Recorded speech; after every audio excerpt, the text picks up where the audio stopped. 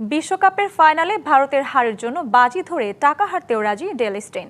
সবাই south আফ্রিকাকে chokers বললেও আসল চোকার্স নিউজিল্যান্ড। ভারতের বিপক্ষে নিউজিল্যান্ড কখনোই ফাইনাল জিততে পারবে না।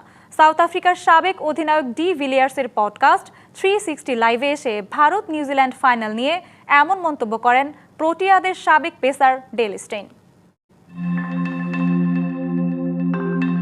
যে কোনো বড় ম্যাচের আগেই তারকা ক্রিকেটাররা সে ম্যাচ নিয়ে করেন ভবিষ্যৎবাণী ও দাঁড় করার নানা সমীকরণ। আর সে ম্যাচ ফাইনাল হলে তো কথাই নেই। টি-20 বিশ্বকাপের 10ম আসরে ভারত নিউজিল্যান্ডের মধ্যে কে ঘরে তুলবে শিরোপা শুরু হয়েছে সেই নিয়ে আলোচনা ও যুক্তিতর্ক। সে দলে যোগ দিয়ে ফাইনাল নিয়ে ভবিষ্যৎবাণী করেছেন দক্ষিণ আফ্রিকার সাবেক দুই তারকা এবি ডি ভিলিয়ার্স ও ডেল স্টেইন।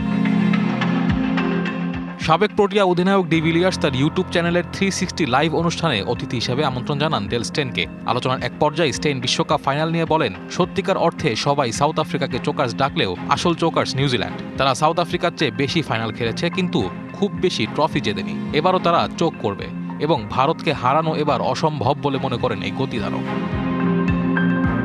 যদিও নিউজিল্যান্ড এখন পর্যন্ত দুটি আইসিসি ইভেন্টের ফাইনালে জিতেছে ভারতকে হারিয়ে। 2021 সালে বিশ্ব টেস্ট চ্যাম্পিয়নশিপের ফাইনালে জয় পায় কিউইরা। দুবারই তাদের প্রতিপক্ষ ছিল ভারত।